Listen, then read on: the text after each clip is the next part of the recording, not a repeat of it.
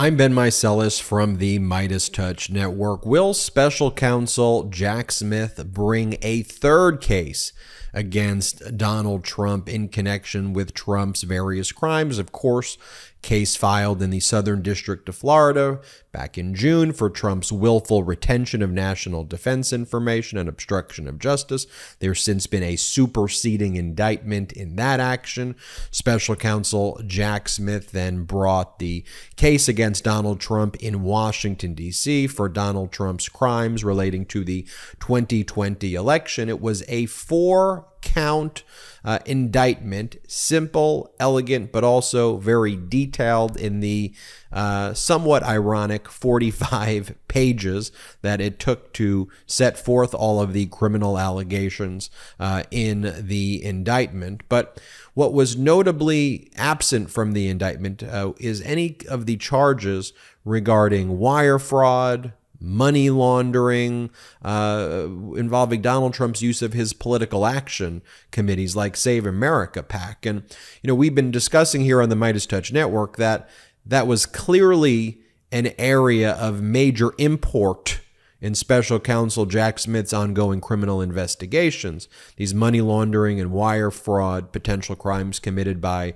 Donald Trump. And just put simply, what that means is that Donald Trump and his agents were representing to people, to donors, that money was going to certain things like a legal defense fund, but no legal defense fund existed. It went to other things, or that there were other false representations used to induce people to part with their money, and false representations, knowing and intentional, that they were spreading lies. So, for example, like when you look at the indictment that was just brought by special counsel Jack Smith in the paragraph that deals with the threats to former Vice President Pence, when Donald Trump says things to Pence like, "You're being too honest, you're just too honest here," Trump knows that he is lying. And when those lies are also weaponized to receive donations, that can, in certain circumstances, be criminal.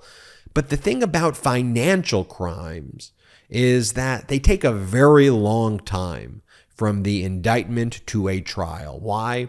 There's usually terabytes of data, financial records, checks. Just think about the thousands of potential donors and the lists and everything that would need to be produced in criminal discovery if you were to bring these financial crimes. Also, you have usually multiple experts in those cases. And then you have one side has a forensic accountant and an economist, and the other side has a forensic accountant and economist.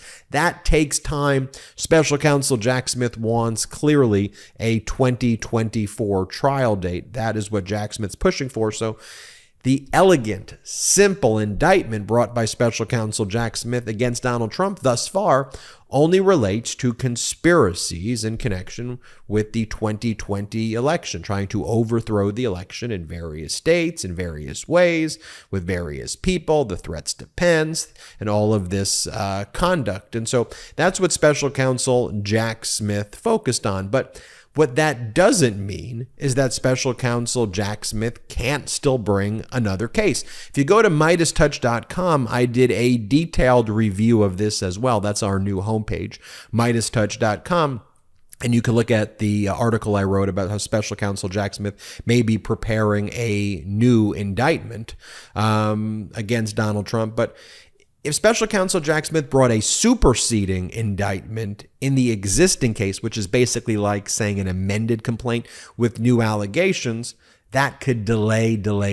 And special counsel Jack Smith knows there's an August 28th hearing to set a trial date. Jack Smith does not want to kick a trial date in this case after 2024. But what special counsel Jack Smith can do, the financial crimes can actually be brought as another federal case. They can be brought as a new indictment against Donald Trump, especially if there are different co-conspirators and different co-defendants in the other case.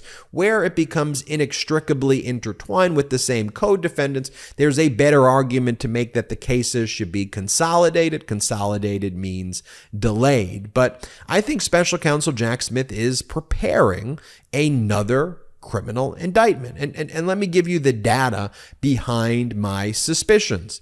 Well, the grand jury that voted to indict Donald Trump is still meeting in Washington, D.C. They're still receiving evidence of crimes committed by Donald Trump. And we know the major one that is not included in the indictment is the financial crimes. Then we got this story earlier in the day from Politico.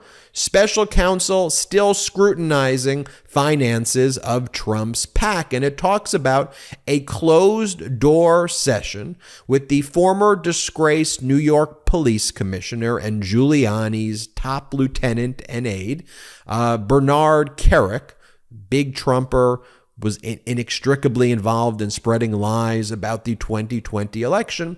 And Kerik's lawyers told the Politico that the focus of the intense grilling in a closed-door interview by special counsel Jack Smith's team and Kerik were on issues relating to Trump's Political Action Committee, its expenditures, where the money was going, how Giuliani was getting paid, things about that. And so you have these questions of Bernard Kerik. You have continued evidence about the political action arms. You know that special counsel Jack Smith probably doesn't want to bring a superseding indictment. So I think ultimately what he does is brings it as another case. And Tim Parlatore, who also was a former Trump lawyer who was there for the interview of Bernard Kerik, and by all accounts, Bernard Kerik was cooperative. I think it could be classified as a proffer session where Kerik's giving up all the information that he has on Donald Trump. Tim Parlatore quit Trump's legal team in the past and is not necessarily a fan of Trump anymore.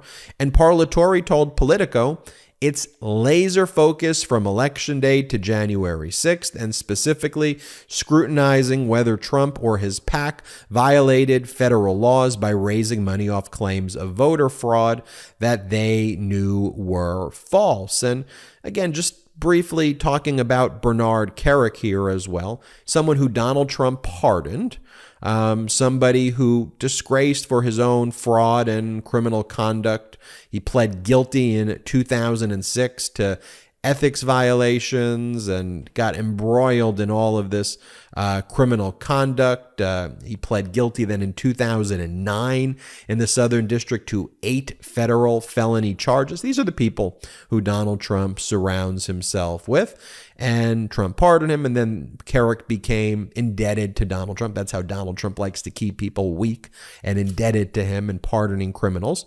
And Kerik was there at that Four Seasons Total Landscaping press conference. You see him in the background on November 7th of 2020. Kerik was one of the people who had, as part of the documents Kerik turned over to the January 6th committee, was the quote, strategic communications plan proposed by the Giuliani presidential legal defense team, which was a 22-page long plan that would have a 10-day blitz of spreading lies and then using Republican congressional members to try to halt the certification of the 2020 election results, and then to spread all of the lies. The fake elector scheme is included in there, threatening and attacking state and local election officials. But Kerik will have unique knowledge about how the money was flowing to Giuliani and all these people enmeshed in this conspiracy. And so the fact that you have ongoing grand jury proceedings, Kerik just went and had this closed door proffer, voluntary but closed door interview. The fact that the PAC has not been criminally charged yet, and the fact that I don't think Jack Smith would bring that as a superseding tells me I think there could be another case. Well, we'll check back, see if I am right. And again, I don't know the timing of that, if that's imminent. I think Special Counsel Jack Smith has time on that. He may want to see what the trial dates are and what that schedule looks like when you look at all the schedule. But I think that is where this is going, but we'll see. I'm Ben Meiselas from the MeidasTouch Network. Hit subscribe. We're on our way to 1.5 million subscribers. Check us out at MeidasTouch.com, the new home of the MeidasTouch Network's pro-democracy news. MeidasTouch.com complements everything we do here on the YouTube and our simulcast podcast. Have a great day. Check it out. Hit subscribe on YouTube. It's free. Hey Meidas Mighty, love this report? Continue the conversation by following us on Instagram at MeidasTouch to keep up with the most important news of the day. What are you waiting for? Follow us now.